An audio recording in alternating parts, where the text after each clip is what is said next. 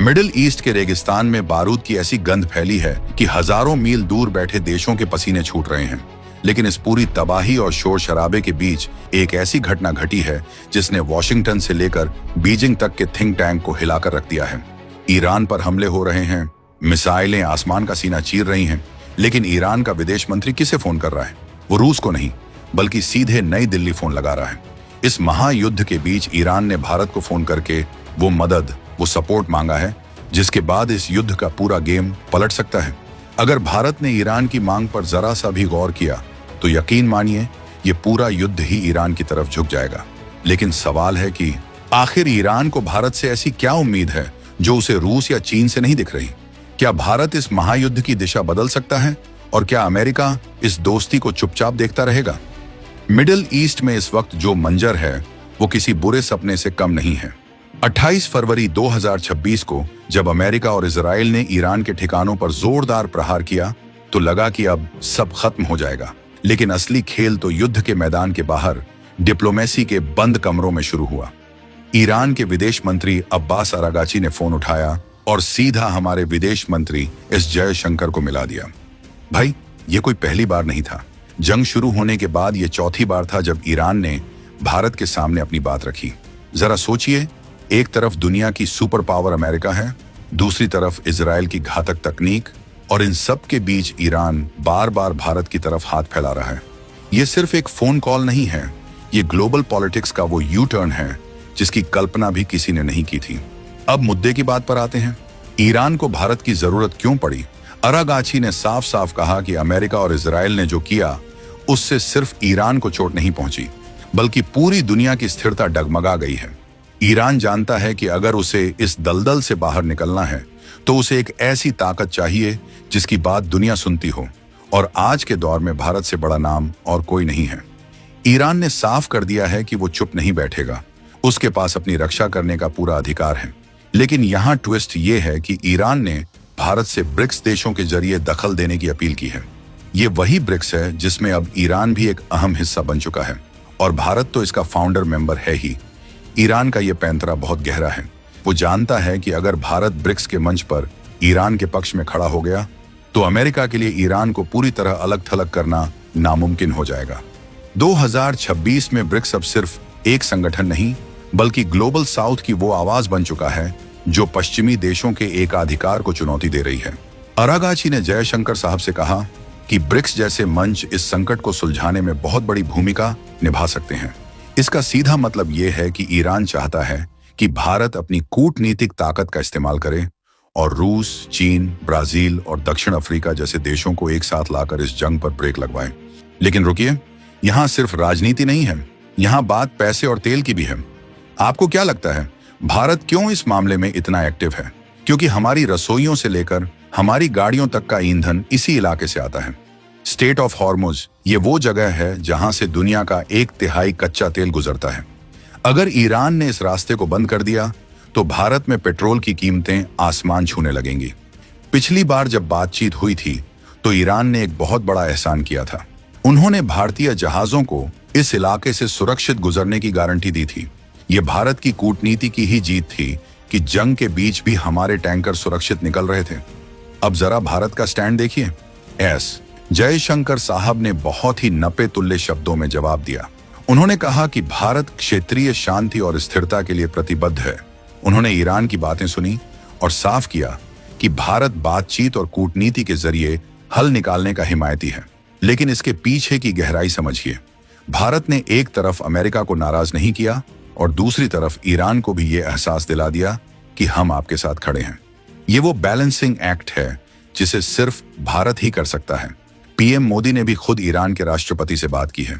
मतलब साफ है, टॉप लेवल पर खिचड़ी पक रही है, और ये खिचड़ी मिडिल ईस्ट के समीकरण बदल सकती है। ईरान का बार बार भारत को फोन करना यह भी दिखाता है कि उसे चीन पर उतना भरोसा नहीं है जितना भारत पर है। चीन सिर्फ अपना फायदा देखता है, लेकिन भारत की छवि एक ऐसे दोस्त की है जो मुसीबत में साथ निभाता है, चाहे दबाव कितना भी बड़ा क्यों ना हो। अमेरिका भी इस बातचीत को बहुत गौर से देख रहा है। वॉशिंगटन को पता है कि अगर भारत ईरान के साथ ज्यादा नजदीकी बढ़ाता है तो उनके ईरान को झुकाने के प्लान पर पानी फिर सकता है।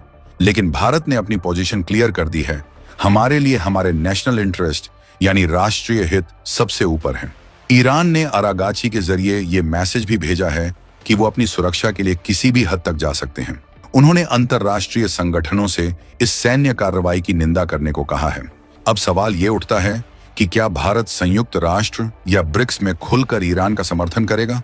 ये एक बहुत ही पेचीदा सवाल है। अगर भारत ने ऐसा किया तो पश्चिमी देशों के साथ हमारे रिश्तों में तनाव आ सकता है, लेकिन अगर भारत चुप रहा तो मिडिल ईस्ट में हमारा दबदबा कम हो सकता है। 2026 का ये दौर बहुत ही क्रिटिकल है। पूरी दुनिया की नजरें अब दिल्ली की तरफ मुड़ गई हैं। आप उदाहरण के तौर पर समझिए, जैसे मोहल्ले के दो ताकतवर गुंडों की लड़ाई में लोग उस शरीफ और समझदार आदमी के पास जाते हैं जिसकी बात सब मानते हैं। भारत आज उसी भूमिका में है। ईरान को पता है कि अगर जयशंकर साहब ने ब्रिक्स की मीटिंग में एक बार जोर देकर कह दिया कि ईरान पर हमले बंद होने चाहिए, तो अमेरिका को भी 2 बार सोचना पड़ेगा। ये भारत की सॉफ्ट पावर नहीं बल्कि स्मार्ट पावर का जमाना है। हमारे पास चाबहार पोर्ट है जो ईरान में है। ये पोर्ट हमारे लिए मिडिल एशिया का दरवाजा है। अगर ईरान में अस्थिरता रही तो हमारे करोड़ों का इन्वेस्टमेंट डूब सकता है। ईरान ने इस बार बातचीत में ब्रिक्स को बहुत ज्यादा हाईलाइट किया है। इसका एक बड़ा कारण यह भी है कि ईरान को लगता है कि पुराने अंतर्राष्ट्रीय संगठन जैसे संयुक्त राष्ट्र अब कमजोर हो चुके हैं। उन्हें लगता है कि नया वर्ल्ड ऑर्डर ब्रिक्स से ही निकलेगा। और इस नए वर्ल्ड ऑर्डर का कैप्टन कौन है? बेशक भारत। अरागाची का जयशंकर को चौथी बार फोन करना कोई इत्तेफाक नहीं है। ये एक सोची समझी रणनीति है। वो चाहते हैं कि भारत इस आग को बुझाने के लिए लीडरशिप ले। लेकिन क्या ये इतना आसान है? बिल्कुल नहीं। इजराइल हमारा बहुत करीबी दोस्त है। हम उनकी सुरक्षा को भी नजरअंदाज नहीं कर सकते। लेकिन ईरान हमारा ऐतिहासिक साझेदार है। ऐसे में भारत की कूटनीति किसी अग्नि परीक्षा से कम नहीं है। विशेषज्ञों का मानना है कि अगर ये युद्ध लंबा खिंचा तो वैश्विक ऊर्जा सप्लाई चेन पूरी तरह ध्वस्त हो सकती है।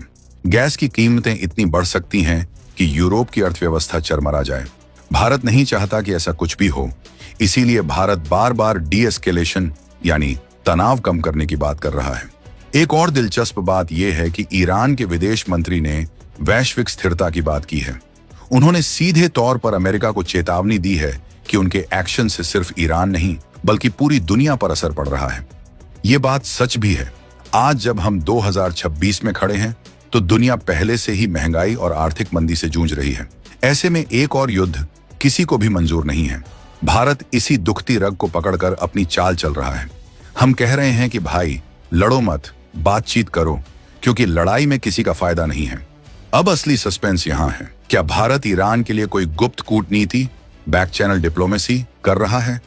क्या जयशंकर साहब ने वॉशिंगटन में भी कोई संदेश भिजवाया है? खबरें तो ऐसी ही आ रही हैं कि भारत पर्दे के पीछे रहकर दोनों पक्षों को शांत करने की कोशिश में है। ईरान का भारत पर इतना भरोसा करना ही अपने आप में एक बहुत बड़ी जीत है। यह दिखाता है कि भारत अब सिर्फ एक क्षेत्रीय खिलाड़ी नहीं बल्कि एक ग्लोबल मीडिएटर बन चुका है। यहाँ भारत की एक और ताकत काम आ रही है और वो है हमारी एनर्जी सिक्योरिटी। 2026 तक भारत ने अपनी रणनीतिक तेल रिजर्व्स को काफी हद तक भर लिया है, लेकिन फिर भी हमें निरंतर सप्लाई चाहिए। ईरान के साथ हमारे संबंध इसी सप्लाई की लाइफलाइन है।